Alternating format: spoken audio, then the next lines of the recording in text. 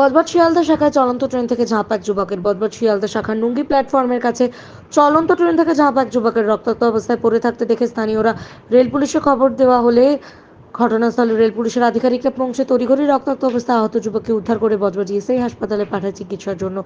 শিয়ালদা থেকে বজবজে যাবার পথে নুঙ্গি স্টেশনের কাছে ঘটে এই ঘটনা। আহত যুবকের নাম ও পরিচয় জানা যায়নি, তবে কী কারণে ঝাঁপ, আত্মহত্যার চেষ্টা নাকি অন্য কিছু, তদন্তে রেল পুলিশ।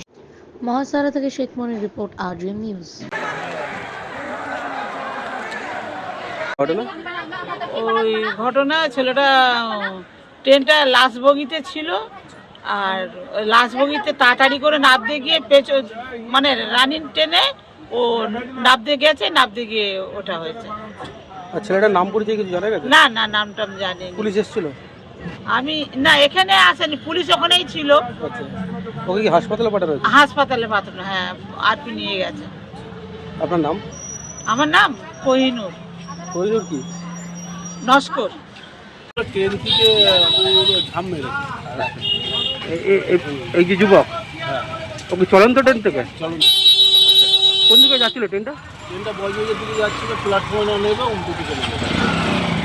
ওকে নামার জন্য না নামার জন্যই এখানেই না বাড়ি। আচ্ছা, এই জায়গাটার নাম? এই জায়গাটা নুঙ্গি স্টেশন, আচ্ছা। বাড়ি হচ্ছে ঘোষপাড়া। নুঙ্গি স্টেশন। হ্যাঁ, ওই বাড়ি হচ্ছে নুঙ্গি ঘোষপাড়া। আপনার নাম? আমার নাম শ্যামল বেদ।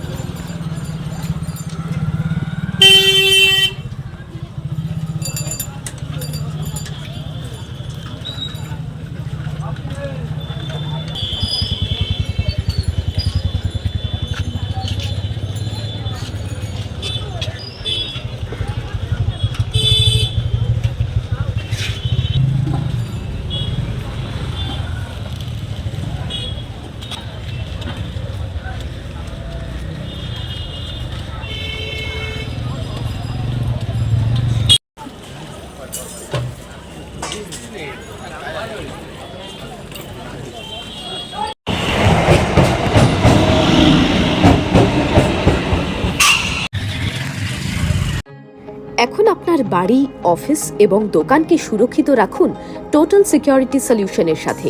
আমরা বিভিন্ন নামি দামি ব্র্যান্ডের সিসিটিভি ও সিসিটিভি সংক্রান্ত যাবতীয় অ্যাক্সেসরিজ বিক্রয় করার পাশাপাশি সার্ভিসও প্রোভাইড করে থাকি।